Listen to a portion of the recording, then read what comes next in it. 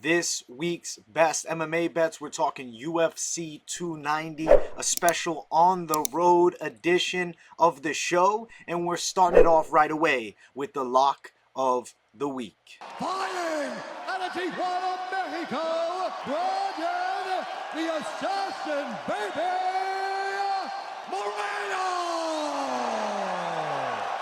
Brandon, the Assassin Baby Moreno, and still flyweight champion. I'm super excited for this fight. This is a trilogy between him and Pantoja. And you know Moreno's lost the past two, but even when you look back to the Ultimate Fighter, Moreno was surprisingly tough for Pantoja at a time where his game was not really evolved, not near the level it's at now. I think Brandon Moreno is going to take Pantoja out.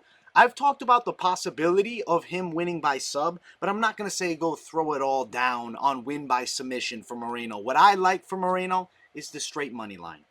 He sits around minus 185 as the favorite in this fight, as he should be, because he's taken out Davison Figueiredo, who's one of the scariest flyweights of all time.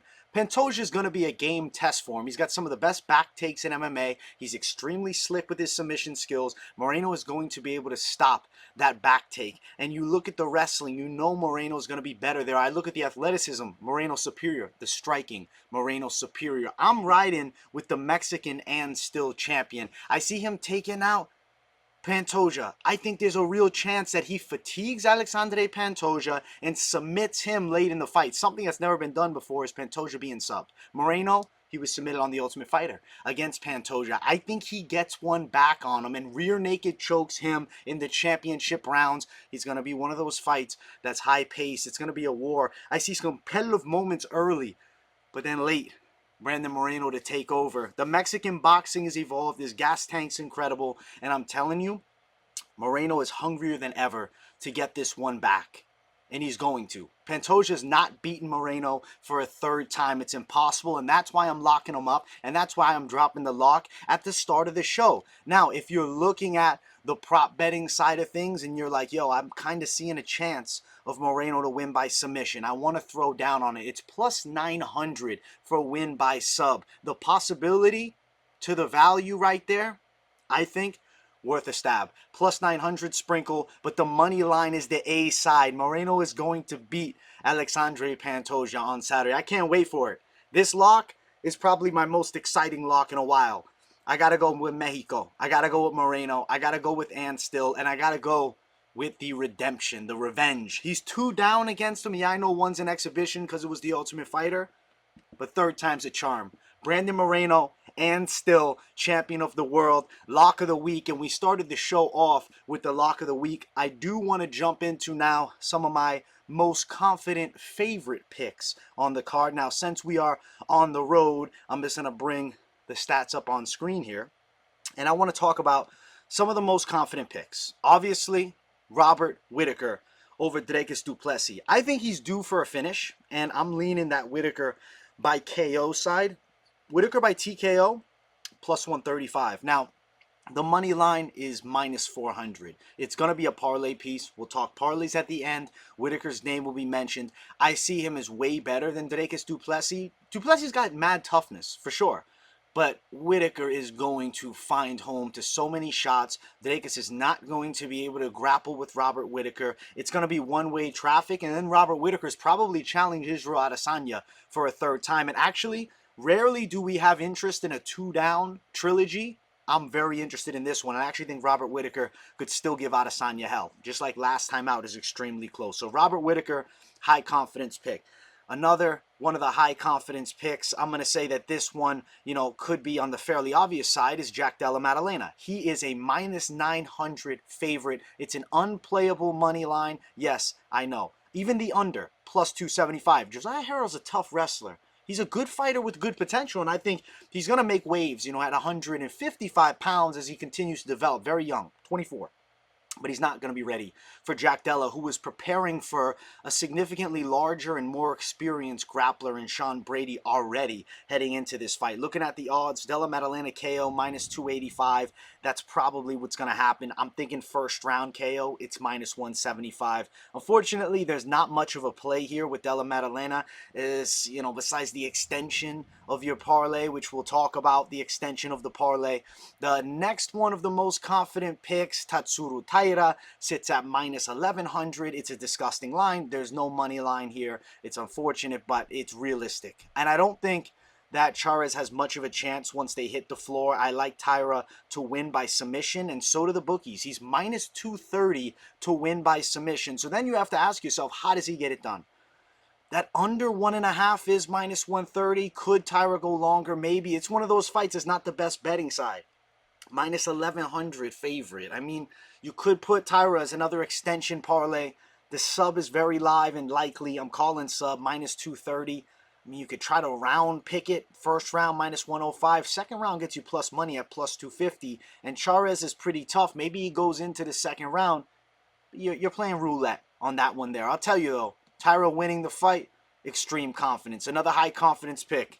Cameron Sayaman. And what is the line for him? It's minus 550. He's taken out Terrence Mitchell, and he's someone that is going to be a parlay to mention. We'll talk about that. How does he get it done? I think there's a real chance he could knock out Terrence Mitchell. At this point, Terrence Mitchell has a lot of unknowns. He's fighting nobodies over in Alaska recently after like a 3-year hiatus from the sport. You could try to say, I'm going Simon knockout, minus 130. Simon to win by decision is also possible. And at plus 500, I know Terrence Mitchell got killed on The Ultimate Fighter by Kai Kara France, but it's not like Simon has shown that he has Kai Kara France boxing skills just yet. Plus 500 by decision is a weird one. It doesn't seem like that should be plus 500. And then, you look at the money line, it's minus 500. Either way, Simon to win, extreme confidence in this matchup right here. Now, unfortunately, a lot of these confident picks happen to be on the disgustingly wide side. You look at Volkanovski, who I also do believe is going to beat Yair Rodriguez and retain his championship throne. It's minus 400. It's a horrible line. There's big fucking favorites here. What did it open at here with him? Minus 425, and it's sat around there. Obviously, I know a lot of people like Yair's potential with his athleticism and kicking game. Minus 400, Volkanovski. The confidence has to be there. I've picked Volkanovski throughout it all, and I'm a big believer in Volk, obviously, besides when he fought Islam Makhachev, and then he goes to war with Makhachev. Looking at win decision, Volkanovski plus 125, it doesn't intrigue me. The betting side of this one, not overly intriguing, but it's still a high confidence pick. I still got to ride with Volk. As great as Yair looked last time against Josh Emmett, Yair Rodriguez has never fought an Alexander Volkanovski, who's the creme de la creme, best in the world, who beat the man that beat him, being Yair Rodriguez, losing to Max Holloway. Obviously, dominance by Volkanovski last time he fought Max. And his hands are going to fly beautifully. Yair's going to be dangerous with his kicks. I got to give credit where it's always due, but I do think Volkanovski finds a way through it. Then I look at Bo Nickal, who's a high confidence pick, but I got to tell you guys something. I'm not throwing down minus 2,500. At plus 1,200, this Woodburn Savage, the dude's heavy-handed.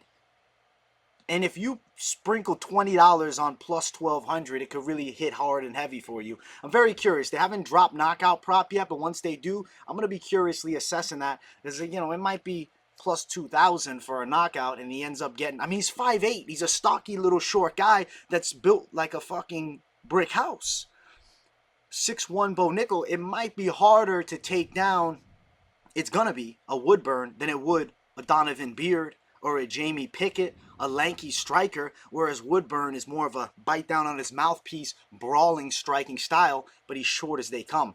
So, maybe a little sprinkle on Woodburn. I'm not putting Bo Nickal in any type of fucking parlay. I'm actually more concerned about Bo Nickal. What if he gets caught with a big uppercut as he's looking to shoot for a takedown? But had to still mention him because obviously he has to be a fairly confident pick. It's one of those situations where the odds, though, are unplayable. A lot of these lines ain't good. And that's why Moreno stood out to me as the lock, because it's a high confidence, the highest, and money fucking line. I guess, is it the highest confidence? Is he more than Jack Della? Maybe not. but he's still an extremely high confident pick. Moreno I see winning, and that's why he's the lock this week, and the line is pretty good too. Now I do want to talk about some of the favorite underdogs on this card here. So looking at the dog lines, I like 3 dogs. I would say we're going Shannon Ross. I think he's live. He's got a chance to win, but it's one of those back and forth wars. Camuela Kirk coming up from 45. You look though at the defense of Esteban Ribovic's opponent, it's not good. Camuela Kirk could find some strikes. I think Camuela Kirk pulls this one off against Ribovics. I think he's a very live underdog. Plus 125 is not bad at all. I would just moneyline it. And then the one that could be the one to win them all, Southpaw Robbie Lawler against Nico Price. Plus 220 for Robbie. I know he's sparring with Vicente Luque, who's got 2 wins over Nico Price. Robbie Lawler at plus 220, and knowing it's his final fight and knowing he's a Hall of Fame inductee this week. He's 14-10 in the UFC. I just feel something inside of me telling me Robbie Lawler's retiring from the UFC at 15-10, not 14-11. I'm going Robbie Lawler. He is honestly at plus 220, that savage underdog. I think he's going to beat Nico. You look at Nico's style, he leaves openings, he comes in a little wild, he reaches with his shots, tough as they come. And Robbie Lawler last time lost to Barberena, but Barberena, pretty quick southpaw, and Robbie also being a southpaw, the stylistic matchup was more of a difficulty, whereas I see Nico Price has hit ability, and he doesn't seem to be overly powerful, though he has some knockout wins. He's more of the bullying pressure, and he's going to keep coming. I think Robbie could hurt him. He hasn't got a knockout. I guess he beat Nick Diaz by knockout, but before then in some time. Got to watch for that left hand right hook. The right hook could find home as Nico comes in. The hands dip a bit. He's reaching. He gets caught and hurt. He got knocked out last time against Philly Fresh Phil Rowe in a fight that he was winning. I think Robbie Lawler could find home to the money shot. So Robbie Lawler, obviously you can sense my most exciting dog pick of the week at plus 220. And Lawler to win by KO in his last time fighting plus 475. I think if there's one matchup he could turn back the clock for and win, it's against a guy who's a bit reckless, who puts it on the line like Nico Price. And that's why Robbie Lawler is the, dog pick, the dog call, the favorite underdog that I'm finishing out the segment with, because I feel like he's actually got this thing. I feel very good about Robbie. I think I feel better about Robbie than either one of these other 2 dogs for the simple fact of what they've proven before. With Esteban Ribovics and Kirk, it's that I see holes in Ribovic's game Kirk could capitalize on. With Ross and Aguilar, I see it as a coin flip toss-up, but Ross more crafty striker, a little bit more veteran experience. Aguilar obviously tough as they come.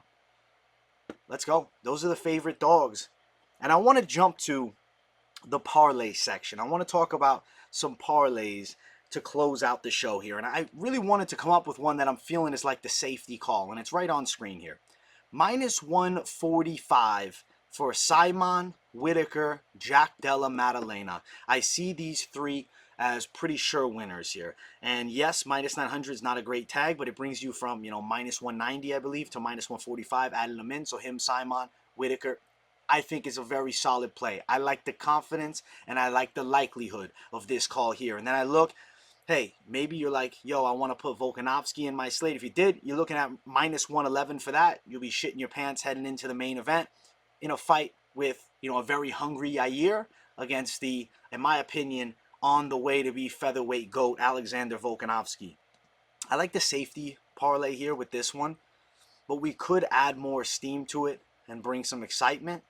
But that's not always your best option. I think that's how we get ourselves into a bit of fucking trouble when we try to throw, down too much heat. I mean, fuck it, you threw confident dog Robbie in it. Now you're at plus 500, but just moneyline Robbie. Don't do that to yourself. Don't do that to yourself. You had Volk in there. You would get slight plus money at plus 111.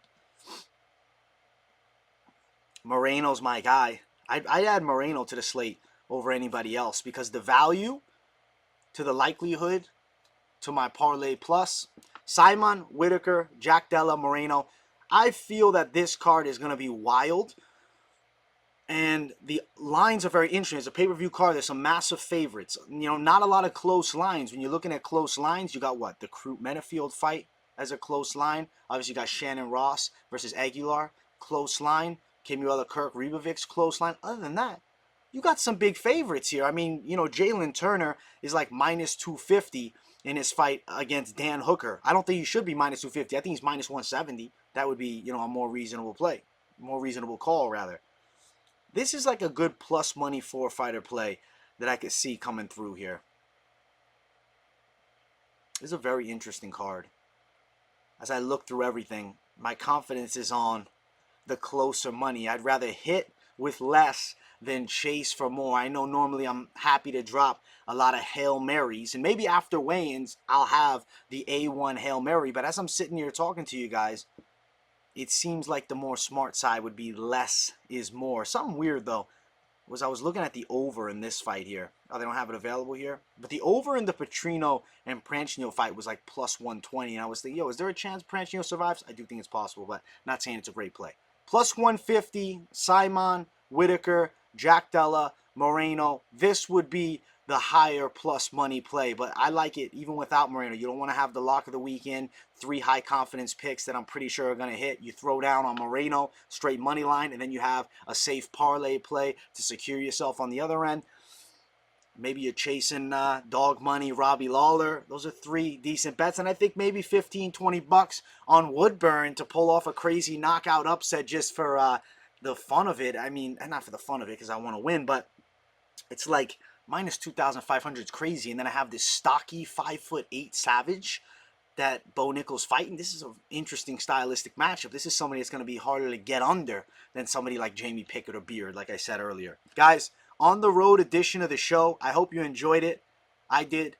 And I'm excited to be back in the studio for everything else this week with Moneyline later on tomorrow, and then the weigh-in recap show Friday, and full card fight companion on Saturday. Everything back to normal starting Thursday, and then the usual grind continues. I hope you guys enjoyed this week's Best MMA Bets on the Road edition. Definitely let me know what your lock of the week is. Let me know what you thought of mine.